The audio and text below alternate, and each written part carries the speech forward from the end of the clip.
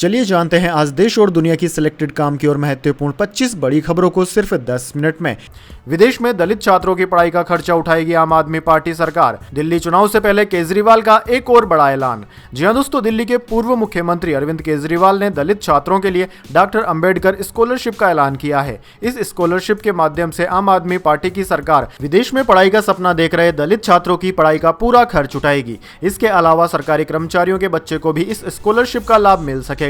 वहीं दोस्तों, दिल्ली के पूर्व सीएम अरविंद केजरीवाल ने शनिवार 21 दिसंबर 2024 को बाबा साहेब के सम्मान में दिल्ली वासियों के लिए महत्वपूर्ण घोषणा करते हुए कहा कि अगर आम आदमी पार्टी दिल्ली विधानसभा चुनाव में जीत दर्ज करती है तो दिल्ली सरकार डॉक्टर अंबेडकर सम्मान स्कॉलरशिप योजना भी शुरू करेगी। चलिए दोस्तों, जान लेते हैं अगली बड़ी खबर। संजय रावत बोले, मुंबई हमारी ताकत, बीएमसी चुनाव अकेले लड़ेंगे। कहा, एमवीए पर कोई फर्क नहीं पड़ेगा। कांग्रेस सपा बोली, हम भी तैयार हैं। जी हां दोस्तों, महाराष्ट्र विधानसभा चुनाव में हार के बाद शिवसेना उद्धव गट के नेता संजय रावत ने शनिवार को पुणे में कहा कि उनकी पार्टी मुंबई महानगर पालिका बीएमसी चुनाव अकेले लड़ेगी। इससे महाविकास अघाड़ी एमवीए पर कोई असर नहीं पड़ेगा। संजय रावत ने कहा कि कर्मचारियों की इच्छा है कि महानगर पालिका चुनाव अकेले लड़ा जाए। रावत के बयान को लेकर एमवीए के सहयोगी दल सपा और कांग्रेस ने भी कहा कि वे भी अकेले चुनाव लड़ने को तैयार हैं। चलिए दोस्तों, जान लेते हैं अगली खबर। कुवैत पहुंचे प्रधानमंत्री मोदी, कथकली डांस से स्वागत हुआ। आग में जान गंवाने वाले मजदूरों के कैंप भी जाएंगे। कांग्रेस बोली, मणिपुर भी इंतजार कर रहा है। जी हां दोस्तों, प्रधानमंत्री नरेंद्र मोदी शनिवार को 2 दिवसीय दौरे पर कुवैत पहुंचे। 43 साल बाद यह किसी भारतीय प्रधानमंत्री का पहला कुवैत दौरा है। दरअसल दोस्तों, प्रधानमंत्री मोदी से पहले 1981 में प्रधानमंत्री रहते इंदिरा गांधी ने कुवैत का दौरा किया था। मोदी का एयरपोर्ट पर रेड कारपेट वेलकम हुआ। भारतीय मूल के लोगों ने प्रधानमंत्री मोदी के लिए कथकली डांस पर परफॉर्मेंस दी। इसके बाद प्रधानमंत्री अमीर शेख मेशाल अल अहमद से मुलाकात करेंगे। इस दौरान दोनों देशों के बीच व्यापार, निवेश, ऊर्जा, हाइड्रोकार्बन, रक्षा संबंधों पर बातचीत होगी। चलिए जान लेते हैं अगली खबर। बांग्लादेश में 2 दिन में 3 हिंदू मंदिरों पर हमला हुआ, कई मूर्तियां खंडित। बांग्लादेश में इस साल अल्पसंख्यकों के खिलाफ हिंसा के 2200 मामले दर्ज। जी हां दोस्तों, बांग्लादेश में पिछले कुछ वक्त से हिंदुओं के खिलाफ हिंसा थमने का नाम नहीं ले रही है। बीते 2 दिन शुक्रवार और गुरुवार को भी बांग्लादेश में 3 मंदिरों को निशाना बनाया गया। हमलावरों ने इन मंदिरों पर हमला कर कई मूर्तियों को खंडित कर दिया। बांग्लादेश के मेमनसिंह जिले में हलुहाहट पुलिस ने बताया कि हमलावरों ने शुक्रवार सुबह सांकुई संघ में बोंडरपारा मंदिरों पर हमला कर 2 मूर्तियों को खंडित कर दिया। इस घटना में अभी तक कोई मामला दर्ज नहीं किया गया है। चलिए दोस्तों, जान लेते हैं अगली खबर। दिल्ली शराब घोटाला मामला, केजरीवाल के खिलाफ केस चलेगा। एलजी ने ईडी को मंजूरी दी। आम आदमी पार्टी बोली, अगर इजाजत मिल गई है तो कॉपी भी दिखा दीजिए। जी हां दोस्तों, दिल्ली के एलजी वीके सक्सेना ने शनिवार को परिवर्तन निर्देशालय को शराब नीति मामले में अरविंद केजरीवाल के खिलाफ केस चलाने की इजाजत दे दी है। ईडी ने 5 दिसंबर को एलजी से केजरीवाल के खिलाफ ट्रायल चलाने की अनुमति मांगी थी। पूर्व मुख्यमंत्री के खिलाफ ईडी ने इस साल मार्च में प्रिवेंशन ऑफ मनी लॉन्ड्रिंग यानी कि पीएमएलए के तहत केस दर्ज किया था। 21 मार्च को 4 घंटे की पूछताछ के बाद केजरीवाल को अरेस्ट कर लिया गया था।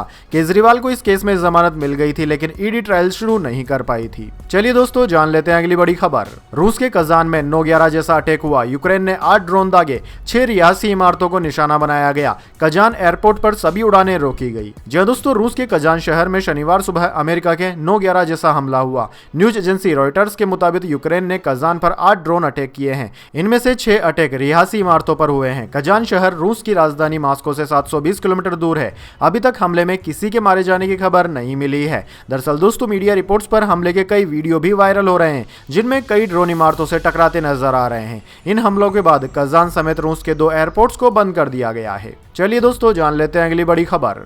हेल्थ और टर्म इंश्योरेंस नहीं होंगे सस्ते, जैसलमेर में जीएसटी काउंसिल की बैठक। राज्यों के विरोध के कारण टैक्स कम करने का प्रस्ताव अटका। जी हां दोस्तों, हेल्थ और टर्म इंश्योरेंस पर फिलहाल जीएसटी कम नहीं होगा। जीवन बीमा और स्वास्थ्य बीमा पर जीएसटी कम करने के प्रस्ताव को अगली बैठक के लिए टाल दिया गया है। दरअसल दोस्तों, जीएसटी काउंसिल की बैठक में टर्म इंश्योरेंस, जीवन बीमा और स्वास्थ्य बीमा पर टैक्स कम करने का प्रस्ताव राज्यों के विरोध के चलते टाल दिया गया। काउंसिल ने मंत्रियों से इस पर और अध्ययन करने को कहा है। दरअसल दोस्तों, शनिवार सुबह करीब 11 बजे से केंद्रीय वित्त मंत्री निर्मला सीतारमण की अध्यक्षता में जीएसटी काउंसिल की 55वीं बैठक जैसलमेर में चल रही है। बिहार के वित्त मंत्री सम्राट चौधरी ने कहा कि बीमा पर जीएसटी कम करने के प्रस्ताव को अगली बैठक के लिए टाल दिया गया है। आज 2 चरणों में बैठक हो रही है। चलिए दोस्तों, जान लेते हैं अगली खबर। संसद में हुई धक्का मुक्की की जांच के लिए क्राइम ब्रांच ने बनाई 7 सदस्यों की एसआईटी। ये अफसर हुए शामिल। जी हां दोस्तों, संसद में हुए धक्का मुक्की मामले की जांच अब गति पकड़ने लगी है। इस मामले को पार्लियामेंट्री स्ट्रीट पुलिस स्टेशन से दिल्ली पुलिस की क्राइम ब्रांच को ट्रांसफर कर दिया गया है। है। इसकी जांच अब क्राइम ब्रांच की चाणक्यपुरी स्थित ISC यूनिट करेगी। संसद परिसर में हुई धक्का मुक्की की जांच अब तेज हो गई है। दिल्ली पुलिस की क्राइम ब्रांच जांच के लिए विशेष जांच दल SIT का गठन कर दिया गया है, जो 7 सदस्यों की होगी। चलिए दोस्तों, जान लेते हैं अगली बड़ी खबर। MCD बोला, दिल्ली के स्कूल बांग्लादेशी छात्रों की पहचान करें, अप्रवासियों के बर्थ सर्टिफिकेट न बनाएं, उनके अवैध निर्माण को गिराया जाए। जी हां दोस्तों, दिल्ली के सरकारी स्कूलों में बांग्लादेशी स्टूडेंट्स की पहचान की जाएगी। Municipal corporation of Delhi MCD के डिप्टी कमिश्नर BP भारद्वाज ने इस संबंध में शिक्षा विभाग के डायरेक्टर को निर्देश जारी कर दिया है। इसके अलावा डिप्टी कमिश्नर ने स्वास्थ्य विभाग को इनके बर्थ सर्टिफिकेट नहीं बनाने के निर्देश दिए हैं। साथ ही सभी जोन के असिस्टेंट कमिश्नर से भी कहा गया है कि अगर बांग्लादेशी अप्रवासियों ने अवैध निर्माण कर लिया है तो उसे गिराया जाए। 31 दिसंबर तक कार्रवाई की रिपोर्ट मांगी गई है। चलिए दोस्तों, जान लेते हैं अगली खबर। अगर डल्लेवाल को यहां से उठाया तो आमरण अनशन के 26वें दिन खनौरी बॉर्डर से किसानों ने दे दी चेतावनी।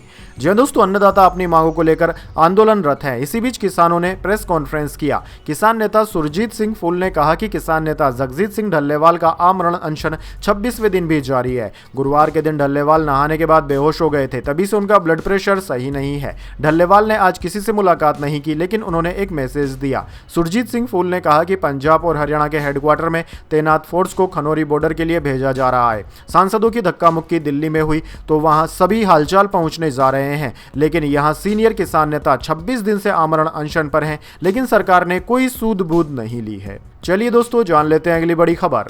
दान पेटी में गिरा आईफोन, मंदिर ने अपनी संपत्ति बता दिया। फोन मांगने पर जवाब मिला, अब ये भगवान का, सिम कार्ड और डेटा ले लो। जी हां दोस्तों, तमिल फिल्म पलायथलम में एक महिला गलती से अपने बच्चे को मंदिर की हुड्डी यानी कि दान पेटी में गिरा देती है और बच्चा मंदिर की संपत्ति बन जाता है। ऐसी ही घटना तमिलनाडु के चेन्नई के पास थिरुपुर के अल्लुरमिंगु कंदस्वामी मंदिर में हुई। दरअसल दोस्तों, विनायकपुरम के रहने वाले दिनेश परिवार सहित नवंबर में मंदिर दर्शन के लिए गए थे। जेब से चढ़ावा निकालते वक्त उनका आईफोन दान पेटी में गिर गया था। इसके बाद उन्होंने मंदिर प्रशासन से संपर्क कर मोबाइल वापस करने के लिए कहा था। मंदिर प्रशासन ने कहा कि दान पेटी 2 महीने में एक बार खोली जाती है। इसके बाद दिनेश खाली हाथ मंदिर से लौट आए थे। 20 दिसंबर को मंदिर की दान पेटी खोली गई, इसमें मोबाइल मिला। मंदिर प्रशासन ने दिनेश को इसकी जानकारी दी। प्रशासन ने उससे कहा कि मोबाइल वापस नहीं मिलेगा, क्योंकि दान पेटी में आई हुई हर चीज मंदिर के देवता के खाते में जाती है। दिनेश अपना सिम कार्ड और फोन डेटा ले सकता है, लेकिन दिनेश की मांग मोबाइल वापस लौटाने की है। वैसे दोस्तों, इस बारे में आपके क्या विचार है, कमेंट बॉक्स में अपनी राय जरूर दीजिए। चलिए दोस्तों, जान लेते हैं अगली बड़ी खबर।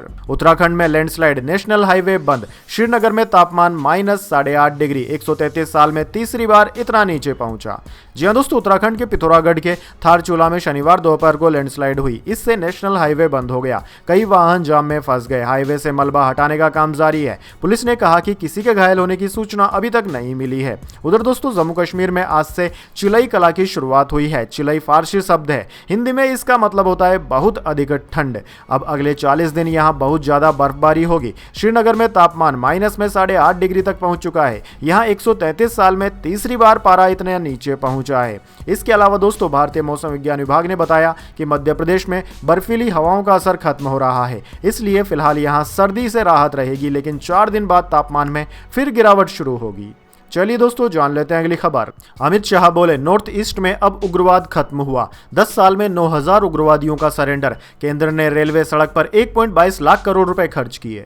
जी हां दोस्तों, केंद्रीय गृह मंत्री अमित शाह ने शनिवार को कहा कि नॉर्थ ईस्ट में अब उग्रवाद खत्म हो गया है, इसलिए लोगों को जल्द न्याय दिलाने के लिए पुलिस का दृष्टिकोण बदलने का वक्त आ गया है। हमें FIR दर्ज होने से 3 साल के अंदर न्याय दिलाने की जरूरत है। अमित शाह त्रिपुरा की राजधानी अगरतला में नॉर्थ ईस्ट काउंसिल NEC के 72वें प्लेंटरी सेशन पूर्ण अधिवेशन में बोल रहे थे। उन्होंने कहा कि प्रधानमंत्री मोदी ने 10 साल में 20 शांति समझौतों पर साइन करके नॉर्थ ईस्ट में शांति लाई है। इस दौरान 9000 उग्रवादियों ने हथियार डाले हैं। चलिए दोस्तों, जान लेते हैं अगली खबर। दिल्ली में विधानसभा चुनाव से पहले आम आदमी पार्टी को लग गया झटका। 2 बड़े नेता हो गए बीजेपी में शामिल।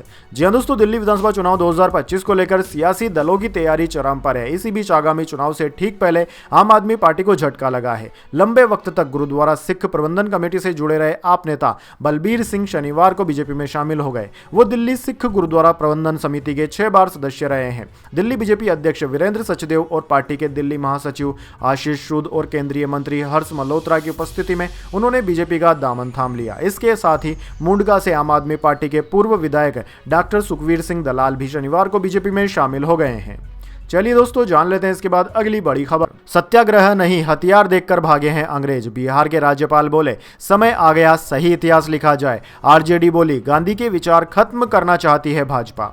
जी हां दोस्तों, बिहार के राज्यपाल राजेंद्र विश्वनाथ आलेकर ने कहा कि ब्रिटिश शासकों ने सत्याग्रह के कारण नहीं बल्कि भारतीयों के हाथों में हथियार देखकर भारत छोड़ा था। उन्हें एहसास हो गया था कि भारत के लोग आजादी के लिए किसी भी हद तक जा सकते हैं। शुक्रवार को गोवा में एक कार्यक्रम के दौरान उन्होंने यह बयान दिया। राज्यपाल आर्लेकर ने कहा कि ब्रिटिशर्स ने एक कहानी गढ़ने की कोशिश की, लेकिन सच्चाई यह है कि भारतीय स्वतंत्रता संग्राम हथियारों के बिना नहीं लड़ा गया। अंग्रेज सत्याग्रह के कारण भारत छोड़कर नहीं गए थे।